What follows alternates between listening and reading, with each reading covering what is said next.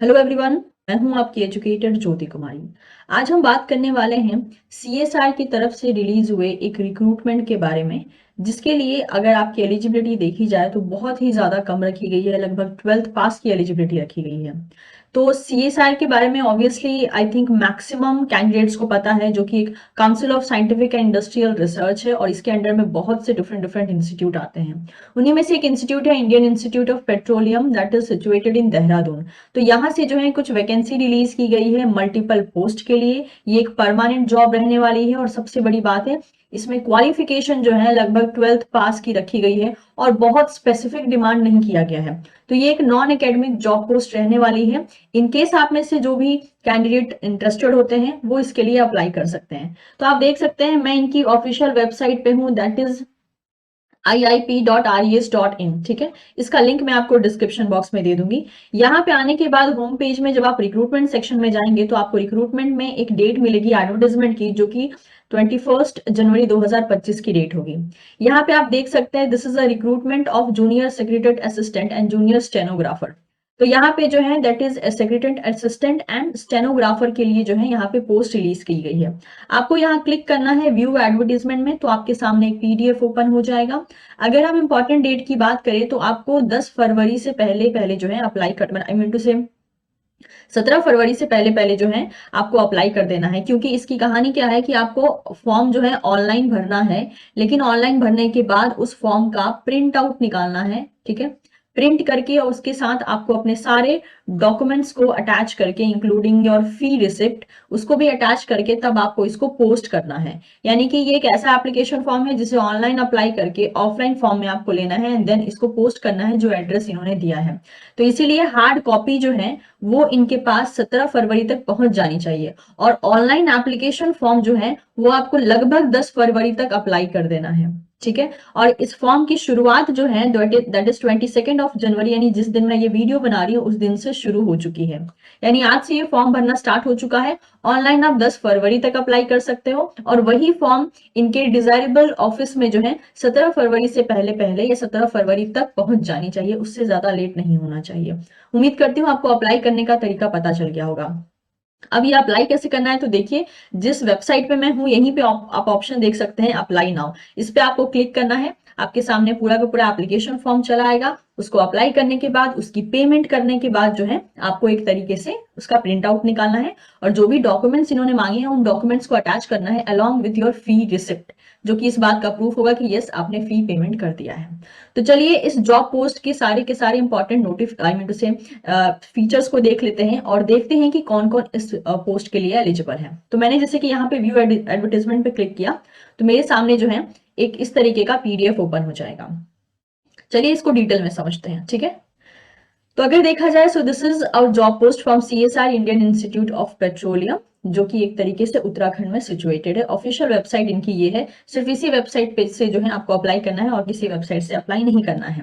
Form की शुरुआत 22 जनवरी 2025 से हो चुकी है और ऑनलाइन आपकी अप्लाई करने का आखिरी तारीख होने वाली है 10 फरवरी और हार्ड कॉपी को रिसीव करने की आखिरी तारीख होने वाली है 17 फरवरी 2025। ठीक है, तो अगर हम CSIR Indian Institute of petroleum के बारे में बात करें तो ये देहरादून में सिचुएटेड है। ये one of the premier institute है under the agency of council of scientific and research India industrial research, that is CSIR, जो कि एक ऑटोनोमस बॉडी है under the ministry of science and technology government of India. ठीक है, इन्होंने जो है इंडिया मतलब कि आपका इंडियन सिटीजन होना जरूरी है इन पोस्ट को अप्लाई करने के लिए। तो यहाँ पे मल्टीपल पोजीशन के लिए जो है इन्होंने एक तरीके से रिक्रूटमेंट रिलीज किया है। चलिए इसको हम समझ लेते हैं। मैं इसको थोड़ा सा और जूम इन कर देती हूँ। ओके, देखिए यहाँ पर तो जो पोस्ट कोड है वो है JSA1। ठीक है, पहला मैं बता देती हूँ। सबसे पहला that is junior secretariat assistant general के लिए पोस्ट है। टोटल पोस्ट जो है 5 है। अब इन्होंने बोला है यहाँ पे अनरिजर्व के लिए 4 है, SC के लिए 1 पोस्ट है। लेकिन आपको पता है कि अनरिजर्व में भी बाकी कैटेगरीज भी अप्लाई कर सकती हैं। तो डिपेंडिंग अपॉन योर रिक्वायरमेंट आप अप्लाई कर सकते हैं। SC के लिए 1 है। ठीक है, और अगर कोई SC UR की पोस्ट में अप्लाई करता है बिना किसी SC प्रूफ के तो ऑब्वियसली वो UR ही कंसिडर किया जाएगा। पे लेवल की बात करें तो ये पे लेवल 2 होने वाला है, लेकिन चांसेस है कि अप्रोक्सीमेटली टोटल इन्वॉल्वमेंट जो होगा वो आपका होगा 35,180। अब एसेंशियल रिक्वायरमेंट की बात करें जो कि फुलफिल करना बहुत जरूरी है। एसेंशियल रिक्वायरमेंट में आप देख सकते हैं आपके पास 10+2 यानी कि 12th या फिर उसकी उसकी इक्विवेलेंट डिग्री होनी चाहिए। और आपकी प्रोफिशिएंसी होनी चाहिए computer typing speed of 35 word पर minute in English and 30 word पर मिनट इन हिंदी। तो ये भी जो है यहाँ पे देखा जाएगा, यानी कि आपकी टाइपिंग स्पीड भी देखी जाएगी। ठीक है, एक्सपीरियंस में इन्होंने कुछ खास मांगा नहीं है, सिर्फ और सिर्फ आपके एसेंशियल क्वालिफिकेशन होने पे ही आप अप्लाई कर पाएंगे। और देखिए 12th पास मांगा है, ऐसा भी नहीं है कि बोला गया हो कि आपकी बायोलॉजी होनी चाहिए या मैथ्स होना चाहिए या XYZ सब्जेक्ट होना चाहिए, कोई भी बच्चा इसके लिए अप्लाई कर सकता है। एज लिमिट 28 ईयर्स बोली गई है। ठीक है, there is no age limit for departmental candidate provided they possess the prescribed qualification. अब जॉब रिक्वायरमेंट की बात यहाँ पे देख लेते हैं। आप जॉब रिक्वायरमेंट में जो है यहाँ पे पढ़ सकते हैं कि क्या क्या चीजें जो है आपको रिक्वायर्ड होंगी जब आप ये जॉब करोगे। तो वही बोला, candidates are required to provide assistance in functioning of general administration, store and purchase, finance account, beside any other office work and when assigned by the competent authority। मतलब कि जब आपका सिलेक्शन हो जाएगा ना, तो आपका जॉब रोल क्या होगा, वही जॉब रोल यहाँ पे दिया गया है। ठीक है, इसके अलावा सेकंड देखिए, that is junior secretariat assistant store and purchase का पोस्ट है, जिसके लिए टोटल जो पोस्ट है वो है 3। अनरिजर्व कैटेगरी बोला है, लेकिन ऑब्वियसली इसमें कोई भी अप्लाई कर सकता है। लेकिन आप अगर रिजर्वेशन कैटेगरी से है और आप यूआर की पोस्ट पे अप्लाई कर रहे हैं, तो ऑब्वियसली आप अनरिजर्व ही कंसिडर किए जाएंगे। ठीक है, इसमें ऑब्वियसली आपको कैटेगरी सर्टिफिकेट नहीं देना होगा। इनके लिए भी सेम टू सेम यही एसेंशियल क्वालिफिकेशन है, यही पे आउट है, मैक्सिमम एज लिमिट भी सेम रहने वाली है। तीसरा जो पोस्ट है that is the junior secretariat assistant for finance and account. ठीक है, ये सारे के सारे पोस्ट जूनियर सेक्रेटेरिएट असिस्टेंट के लिए ही है। एक है जनरल के लिए, एक है स्टोर एंड परचेज के लिए, और तीसरा है that is finance and account के लिए। इसके लिए भी पोस्ट 5 रिलीज की गई है अनरिजर्व। और ऑब्वियसली पे आउट, इसके अलावा essential qualification, maximum age limit same है जैसे कि हमने पहले पोस्ट के लिए पढ़ा, दैट इज जनरल के लिए पढ़ा। तो ये पहला पोस्ट है। ऑब्वियसली अगर आप नॉन एकेडमिक फील्ड में इंटरेस्टेड हैं और जॉब करना चाहते हैं अंडर CSIR, तो आप यहाँ पे अप्लाई कर सकते हैं। देख सकते हैं क्वालिफिकेशन बहुत हाई एंड फाई, मतलब हाई फाई नहीं रखी गई है। अगला हमारे पास पोस्ट है यहाँ पे स्टेनोग्राफर का, दैट इज STN1। यहाँ पे जूनियर स्टेनोग्राफर की पोस्ट है। नंबर ऑफ पोस्ट जो है टोटल 4 है, अनरिजर्व कैटेगरी। पे लेवल जो है अगेन यहाँ पे 46,050 रहने वाला है, अप्रॉक्स 46,000 यहाँ पे मेंशन किया गया है। लेवल 4 की बात की गई है। ठीक है, यहाँ पे भी अगर देखा जाए तो आपके पास 12th की डिग्री होनी चाहिए या उसके इक्विवेलेंट होनी चाहिए, या इसके अलावा proficiency in stenography as per the prescribed norm fixed by the DOPT from time to time. और आपका जो है दैट इज स्टेनोग्राफी में जो है प्रोफिशिएंसी होनी चाहिए। ठीक है, dictation at the speed of 80 word पर minute for 10 minutes English and Hindi. तो ये इनका सिलेक्शन क्राइटेरिया बताया है। आपकी एज लिमिट जो है 27 ईयर्स हो सकती है। और अगेन यहाँ पे आप देख सकते हैं आपका जॉब रोल क्या रहने वाला है। ठीक है, यहाँ कुछ की पॉइंट्स दिए गए, उसको आप एक बार गो थ्रू कर लीजिएगा। तो यहाँ पे नंबर ऑफ पोस्ट जो हम अगर देखें तो यहाँ 4 है, देन 5, 9 हो गए, 10, 11, 12 पोस्ट, 13, 14, 15, 16, 17, टोटल 17 पोस्ट जो है यहाँ पे एक तरीके से रिलीज किए गए हैं। मोड ऑफ सिलेक्शन में आपको समझा देती हूँ। मोड ऑफ सिलेक्शन इन्होंने क्या बोला है कि आपका एक रिटन टेस्ट होगा। अब ये जो टेस्ट होगा देखिए, ये ऑनलाइन भी हो सकता है, CBT मोड में भी हो सकता है, या फिर ये OMR शीट बेस्ड भी हो सकता है। ठीक है, दोनों में से कोई भी हो सकता है। इसके बाद जो है आपका एक और टेस्ट लिया जा सकता है, डिपेंडिंग की उसमें आपकी टाइपिंग स्पीड स्पेशली। ठीक है, टाइपिंग स्पीड चेक की जाएगी। और अगर आप ग्राफर की पोस्ट पे अगर अप्लाई कर रहे हैं तो स्टेनोग्राफी आपका एक तरीके से देखा जाएगा। ठीक है, तो ये 2 तरीका है। और उसके बाद जो है फाइनली आपका सिलेक्शन होगा।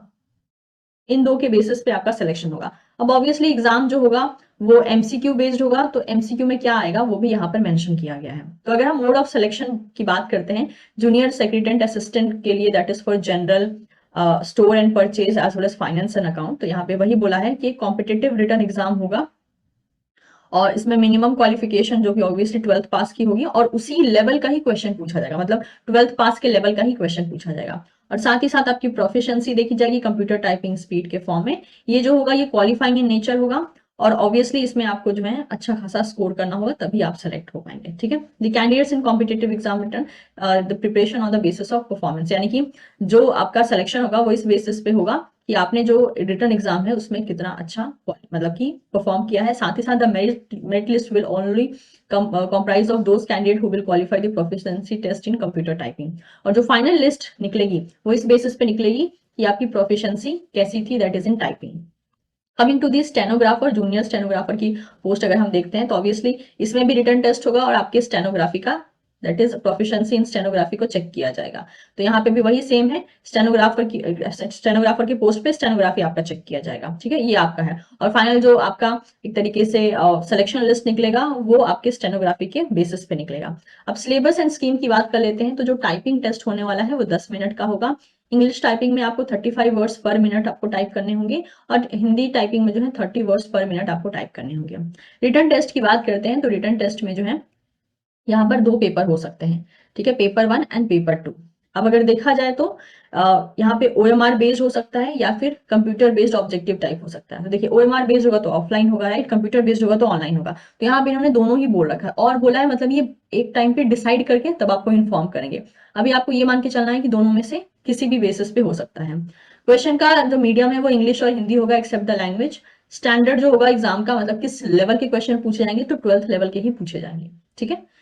नंबर ऑफ क्वेश्चन 200 होंगे, नंबर टाइम अलॉटेड होगा 2 घंटा 30 मिनट।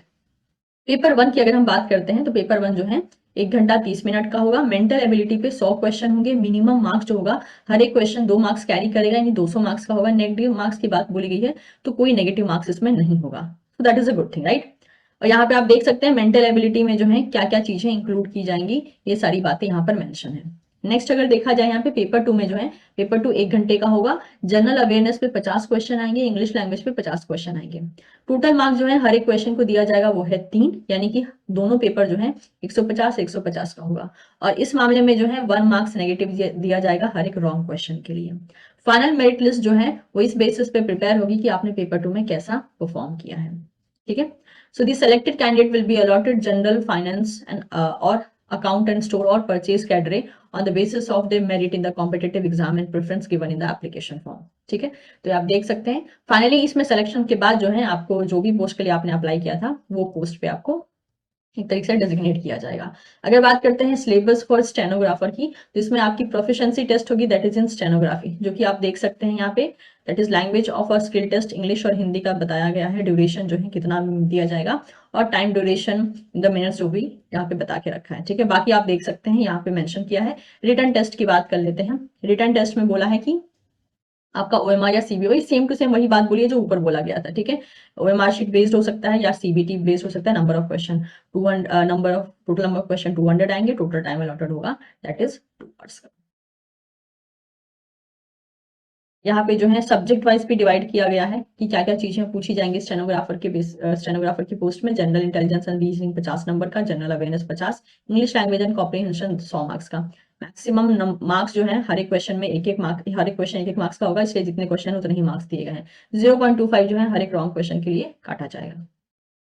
अब यहाँ पे जनरल इन्फॉर्मेशन दी गई है, ठीक है। जनरल इन्फॉर्मेशन आप एक बार जरूर गो थ्रू कर लीजिएगा अप्लाई करने से पहले, फिर भी मैंने कुछ इंपॉर्टेंट पॉइंट्स यहाँ पे अप्लाई किए हैं। आपका सिटीजन ऑफ इंडिया होना जरूरी है, 18 साल से कम की उम्र आपकी नहीं हो सकती है।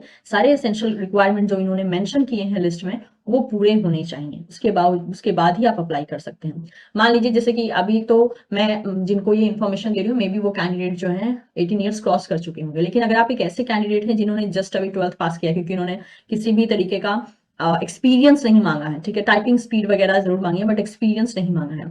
तो अगर आप ऐसे हैं जिन्होंने जस्ट 12th पास किया है और आपकी एज अभी तक 18 नहीं हुई, जनरली स्टूडेंट्स की एज 18 हो जाती है, लेकिन अगर 18 नहीं हुई है तब आप अप्लाई नहीं कर पाएंगे। इसके अलावा जो भी आपका एजुकेशनल क्वालिफिकेशन है या फिर आप कोई एक्सपीरियंस होल्ड करते हैं, सब चीज का प्रूफ आपको जो है एक तरीके से अटैच करना है उसी फॉर्म में जो आप ऑनलाइन अप्लाई करेंगे एज वेल एज जो आप ऑफलाइन भेजेंगे, ठीक है। आपकी जो भी यहाँ पर अपर एज लिमिट हो गई, क्वालिफिकेशन हो गया, एक्सपीरियंस हो गया, सब कुछ जो है 10 फरवरी 2025 के बेसिस पे काउंट किया जाएगा। सिलेक्शन आपको बता ही दिया कि that is mode of selection जो है रिटन टेस्ट होगा, टाइपिंग टेस्ट और स्टेनोग्राफी टेस्ट हो सकता है, डिपेंडिंग कौन से पोस्ट पे आप अप्लाई कर रहे हैं। नेक्स्ट यहाँ पे वेबसाइट की बात कर लेते हैं। ये रही वेबसाइट, यहीं पे जो है सारे मोड का दैट इज चाहे रिटन टेस्ट हो चाहे टाइपिंग टेस्ट हो, हर एक का जो फाइनल रिजल्ट होगा वो इसी वेबसाइट पे बताया जाएगा। तो आपको इसको विजिट करते रहना है once you are done with your exam as well as your proficiency test. Relaxation आप पढ़ सकते हैं यहाँ पे, दैट इज पीडब्ल्यूडी के लिए अलग रिलैक्सेशन है, वुमेन्स कैंडिडेट्स के लिए अलग रिलैक्सेशन है, ठीक है। तो वो आप यहाँ से एक बार गो थ्रू कर सकते हैं। अगर हम बात Coming to the other categories student, the candidates belonging to the SC, ST, PWD, women, CSIR employee and ex-serviceman abroad candidate category are exempted from submission of any application fee।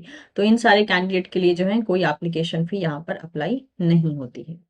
अगर हम बात करते हैं यहाँ पे अप्लाई कैसे करना है, तो आपको ऑनलाइन अप्लाई करना है इनकी वेबसाइट से, अभी स्टार्टिंग में ही मैंने दिखाया, और साथ ही साथ हार्ड कॉपी को भी प्रिंट करवा के along with your complete document जो है आपको इनको पोस्ट करना है। अब पोस्ट करने के लिए भी इन्होंने यहाँ पे एड्रेस वगैरह सब कुछ दे के रखा है, ये देखिए ये सारा एड्रेस दे के रखा है, तो इस बात को ध्यान में रखिएगा। और एप्लीकेशन फॉर्म को ध्यान से फिलअप करना है ताकि गलतियों को आप अवॉइड कर सकें। और ये है इनका एड्रेस, जिस एड्रेस पे जो है आपको स्पीड पोस्ट करना है, या फिर रजिस्टर आप कर सकते हैं।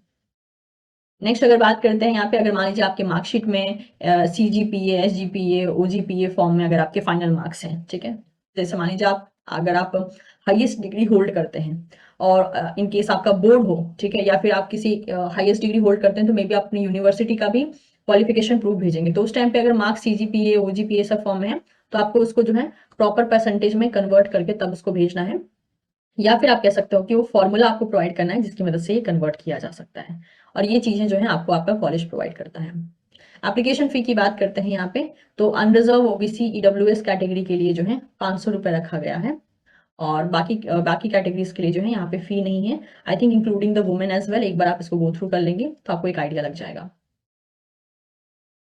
ओके, तो ये था फाइनल पूरा का पूरा detail regarding this CSI net recruitment. आपने देखा कि क्वालिफिकेशन बहुत ज्यादा हाई फाई नहीं मांगी है, और ये एक नॉन एकेडमिक फील्ड का जॉब है। अगर आप में से जो भी स्टूडेंट एक तरीके से इंटरेस्टेड है, तो वो जो है इसके लिए अप्लाई कर सकते हैं। इससे जुड़े सारे इंपॉर्टेंट लिंक मैं आपको डिस्क्रिप्शन बॉक्स में दे दूंगी। Thank you so much. और अगर आपको मेरी ये कोशिश पसंद आ रही हो, तो आप इस चैनल को जरूर लाइक कीजिएगा, ताकि आने वाले टाइम में ऐसे ही और नोटिफिकेशन आपको टाइमली मिलते रहे। Thank you so much. Do share it with your friends as well. Thank you so much. We'll see you soon in the next session. Bye bye.